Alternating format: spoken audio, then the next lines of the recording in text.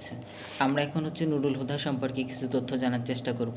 নুরুল হুদা গল্পকথক, ঠিক আছে?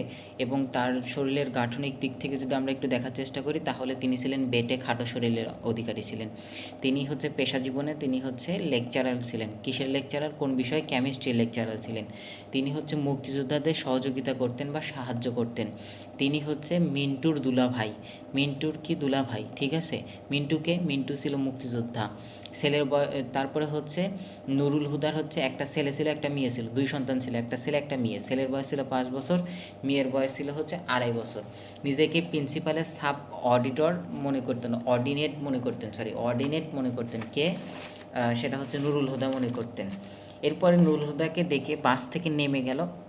আচ্ছা, আমরা বাসের তথ্যগুলো একটু পরে পড়ি, আগে আমরা রেইনকোটের তথ্য পড়ি। তো তিনি নুরুল হুদা কী করে? নুরুল হুদা ভাবে মিন্টু রেইনকোট রেখেই গিয়েছে, ভালোই করেছে। রেইনকোটের ভিতর ওম অনুভব করায়। রেইনকোটের ভিতর যখন ওম অনুভব করে, তখন তিনি বলে যে মিন্টু রেইনকোট রেখে গেছে, ভালো হয়েছে। মানে রেখে গেছে, ও পড়ছে, পড়ার পরে ও ওম অনুভব করছে, একটু ভালো লাগছে, তখন আর কি প্রশংসা করছে আর কি। তো তিনি রেইনকোট পরে বৃষ্টিতে ভেজার পরে বাসে উঠছে। বাসে উঠে তো সচরাচর রেইনকোট থেকে পানি পড়বে। তিনি মনে করছে এই পানি পড়ার কারণে তাকে হয়তো টিটকারি করা হবে, কিন্তু টিটকারি মনে করছিল এটা আর কি, যে তাকে টিটকারি করা হবে। এরপরে আমরা যদি একটু বাসের তথ্যর দিকে যাই, তার আগে আমরা একটা তথ্য জেনে নেই যে নুরুল হুদা জুমার নামাজ নিয়মিত পড়তো। কোন নামাজটা নিয়মিত পড়তো নুরুল হুদা? নুরুল হুদা জুমার নামাজটা নিয়মিত পড়তো। এবং নুরুল হুদার আজান শুনতে ইচ্ছা করছিল। কোন সময়ের আজান? ক্রাক ডাউনের রাতের আজান, মানে রাতে আজান শোনার জন্য খুব ইচ্ছা করছিল কার? নুরুল হুদার, ঠিক আছে?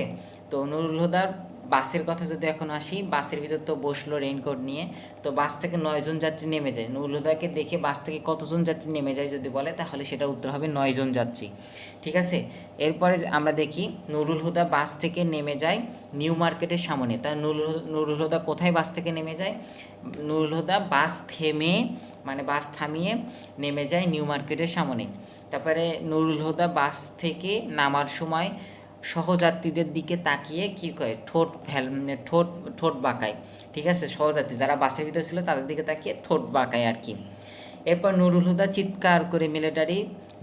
চিৎকারে মিলিটারি বিরক্ত হয় না, বরঞ্চ উৎসাহ পায়, ঠিক আছে? এরপরে মিসক্রিয়েন্টরা কি, আচ্ছা এটা পরে বলছি। তারপর নুরুল হুদার মগবাজার ফ্ল্যাট বাসায় কয়টা রুম ছিল? 2টা রুম ছিল। নুরুল হুদার মগবাজার ফ্ল্যাটে কয়টা রুমের বাসা ছিল? 2 রুমের বাসা ছিল। নুরুল হুদা বাসা শিফট করেছে জুলাই মাসের 1 তারিখ, মানে জুলাই মাসের 1 তারিখে সে বাসা শিফট করেছে।